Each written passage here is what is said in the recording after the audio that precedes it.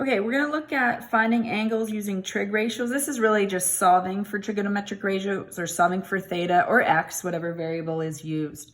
So to do this, we have done this before in grade 11 pre-cal. You're going to find the reference angle theta r, and depending on the question, it may be calculator or it may be special triangles and how you would do that.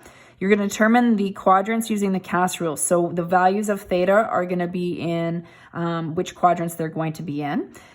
Calculate theta in each applicable quadrant. So you're either going to use a calculator or a triangle, depending on what information is given on your reference angle.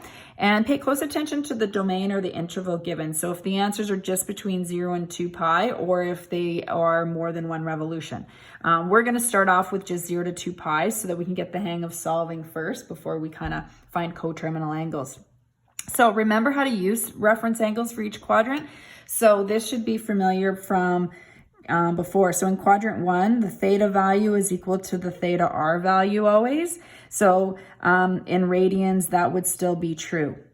For quadrant 2, your theta is equal to 180 degrees minus your reference angle. And if you want a little refresher here, that's because your reference angle is always the angle to the nearest x-axis. So in quadrant 2, this would be where theta r is. So if you know theta r, you would take 180 minus reference angle to find what theta is right here. In quadrant 3, maybe we'll start with looking at the y here. This is the reference angle, so this would be 180 plus the reference angle to give you this full distance in standard position. So 180 plus the reference angle. We'll do the radians in a minute here.